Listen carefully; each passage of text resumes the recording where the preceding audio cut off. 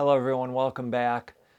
This is David and I'm in my meditation space this morning. I've been doing some yoga practice and a little meditation, and I oftentimes do other things here. Sometimes I read. I've got a big selection of books that I read from. I've got a couple of good books that I'm reading from right now. And I also will write my journal, and I also usually on Sundays I spend time in here planning the week ahead. Sunday's my day to plan the week ahead, so I'll do some of my planning and things like that. I can be here. I can meditate a little bit, and I can think clearly, quiet my mind down a little bit, and really make sure I know what I have to do, what I'd like to do, and miscellaneous things, just kind of random things that I might want to do. What I wanted to talk to myself and everyone today is about YouTube and how we interface with other people on YouTube, either other people that are commenting on videos or topics on videos, and sometimes we'll comment, reply to those comments. Sometimes we just make comments on videos, and I know it's really easy for us because we seem to be so disconnected between the person who's making the video, the YouTube channel, the content creator, and ourselves, that it's almost like they're not really real. Oftentimes we forget that these are real people, like myself, like many other people, like Sarasota Tim and all these other content creators that are creating really good content. So oftentimes we kind of forget there's that personal element, and we tend to vent our frustration by writing really mean things sometimes. I've had some really mean, harsh comments. Now, I don't take any comments down. Most of the comments, even if they're mean, I at least like them because I'm just recognizing, trying to make people recognize that that I've seen their comments. But I just don't understand why, even if we think we want to be critical, even if we think we want to criticize somebody, if we don't think something is right, if we just have if we just imagine it like as a dialogue that we're trying to work things out, maybe somebody said something incorrectly, or maybe the information that they're giving isn't accurate, or maybe they're just doing something stupid. Who knows?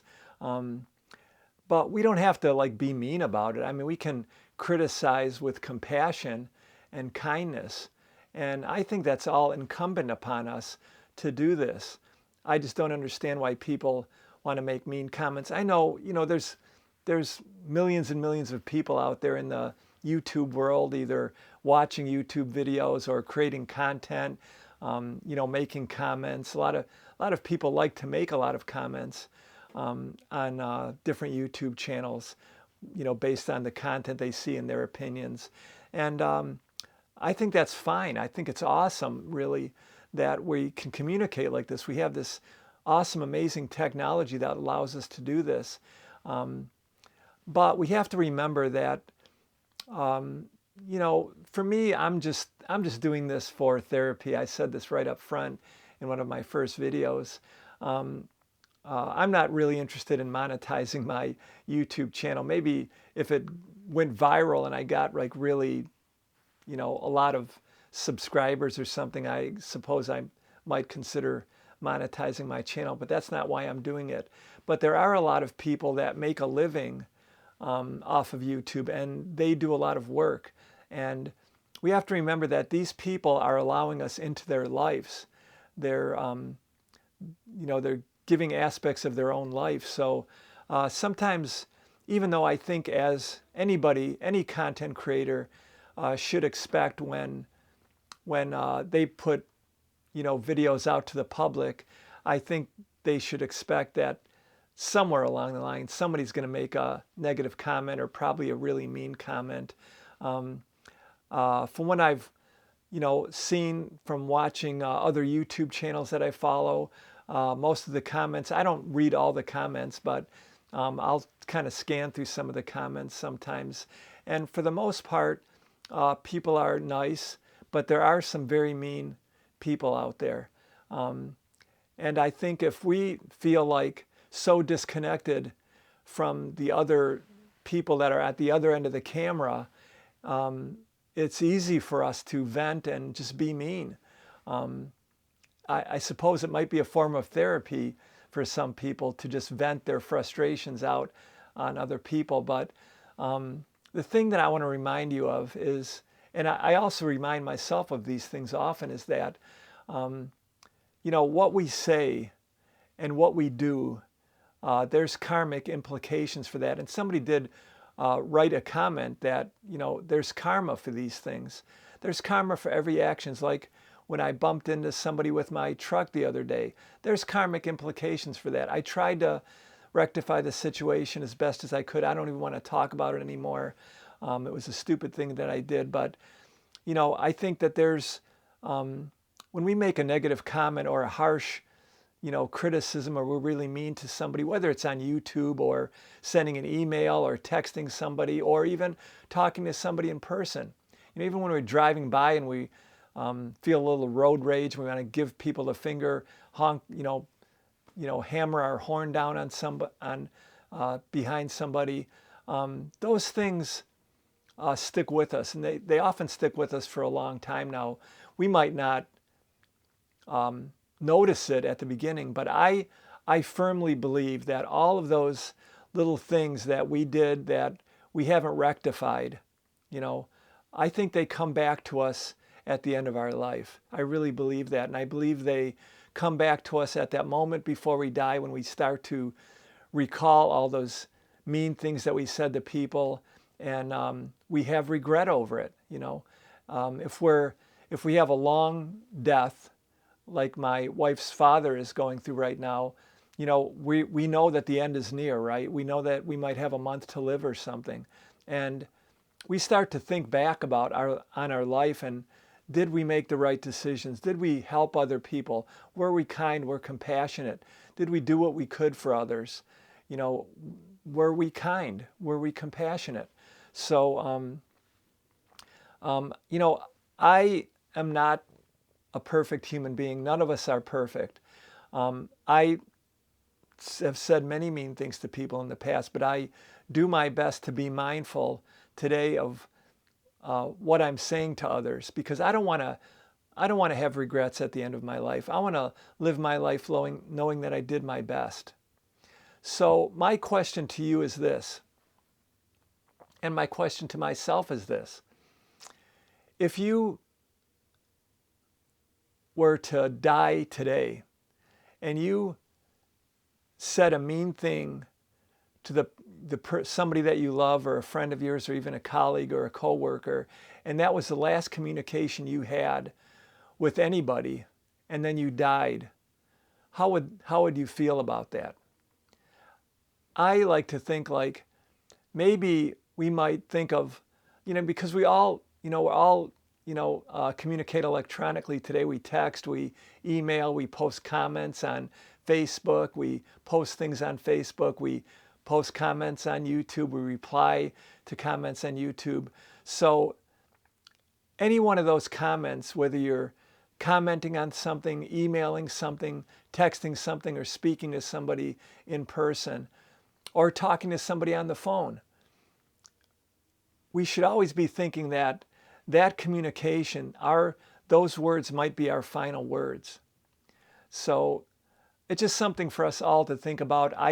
I think about this myself, and I do try to do my best. Now, I will tell you one story. This happened to me a long time ago, and then I'll end this video. I don't want it to be too long. A long time ago, I was working in an office. I was in sales for most of my adult working life. And anybody that works in sales knows that if you're in a sales position, you have to deal with the credit department, who usually approves the sale before they release the order to the customer, because the customer might not have been paying their bills. So the credit department is like the department that says yes or no to an order. And as salespeople, we want to sell as much as we can. We don't want to have anybody prevent us from stopping a sale. Now, I had a customer who was a good friend of mine, who became a good friend of mine over the years, and he didn't pay his bills on time. I mean, he did pay, but he stretched things out as much as he could. It's just cash flow. But he always paid, and he needed an order.